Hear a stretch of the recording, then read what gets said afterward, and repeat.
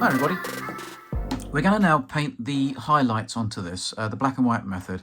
Mine isn't quite black and white method, but I like doing this because it just gives me an idea of highlights and everything else. And you just do it by kind of think to yourself, where would the light hit the tanks? Like if you look underneath that turret, it's pretty black, isn't it? So there wouldn't be any, shading, lightning there. All right, but so along the top edges, if you can, I'm going to try and blow the paint so it misses some of these bolts and takes the tops of the bolts. So spraying it round, so I'd be spraying this way after doing a top edge. I broke the tracks, it's just easier.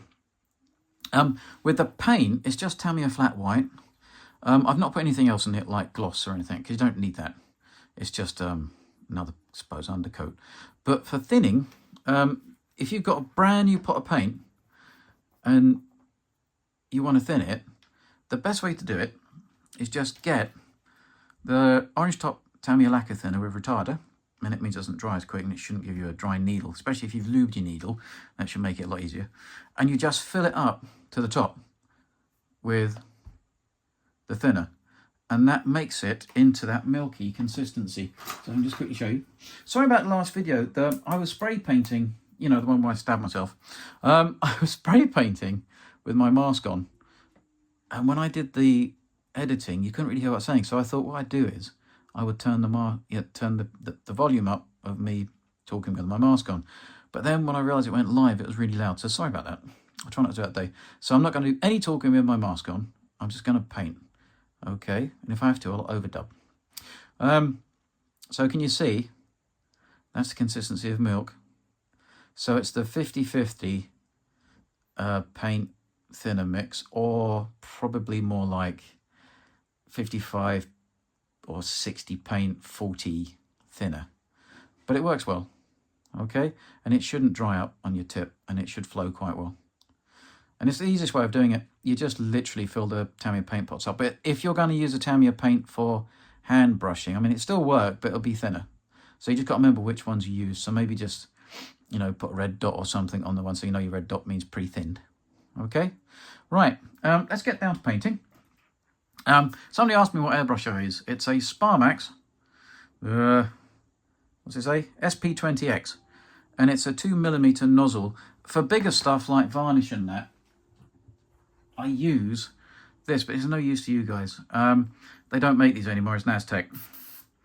And these were really cool. They're testers, they're an American company, but they got taken over by Rust-Oleum and they got rid of everything that was model related in some respects. They come with these nozzles, which you just clean out. The whole airbrush don't really touch, apart from where the cup goes in. And it's side cut, which is really nice. I love this, but I can't use it anymore because I just can't get the nozzles, and I don't want to. I thought I'd better just get something new, normal. And that's what I use for my varnishes. I don't undercoat with that because these are so big. You might just use a rattle can. And I normally use Chaos Black for that from the Games Workshop, but I could only find an Expo one at my local model shop. Addlestone models, actually. They're quite good. And they've got all the Atom stuff in, Big Atom and all that. So, if you're around Surrey way, take a look in there. They've got quite a lot of modelling supplies. And they've got RC stuff as well. So batteries, and I've got to go and see them about a charger for my tanks. In disguise as my normal person, because I don't want people thinking I'm trying to get stuff out of them for nothing, which is not me. Look, so let's start painting. I'll put my mask on and I'm going to not talk. And then if I have to, I'll overdub. So sorry if it sounds a bit weird, like I'm talking in a bathroom, because it's overdubbing. Overdubbing. Joking. Let me get going. I remember, lube. It stops your needle drying. Always test your airbrush on a piece of card or something before you spray on the tank or model. It's always best policy. Here I am just highlighting all the raised areas that will catch the light. I'm not going to talk much through this. I'll see if I can put some music on. If I can't, sorry, all you can hear is airbrush. But yeah, so you just go all over it, highlighting where the light would hit. And I'm using just a piece of plastic card as a mask, so I don't just paint it all white. And the paint's quite thin, so I have to go over it a few times, but it's better to do that than to just spray paint the whole thing white. Anyway, hopefully you enjoy watching this, and I'll see you at the end.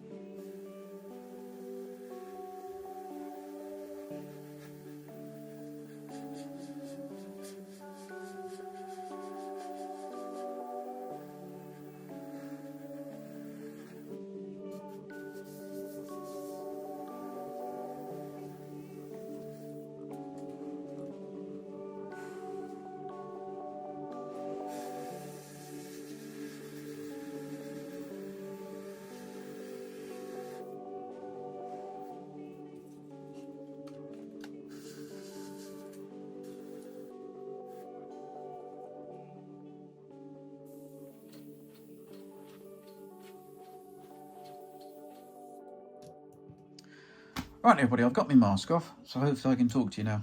Do you see what I've done? Imagine if this was a black and white picture. Yeah? So, and then what I'm going to do is the paint I put over the top will be thinner to allow what I've done now to come through. You don't want to put too much on over the top because you'll lose all of this. But you see that when I did that with the airbrush? That kind of gives it a little bit of streaking already from weathering. Do you see? And it just helps. And it starts looking like a really cool model now, I think. If I do say so myself.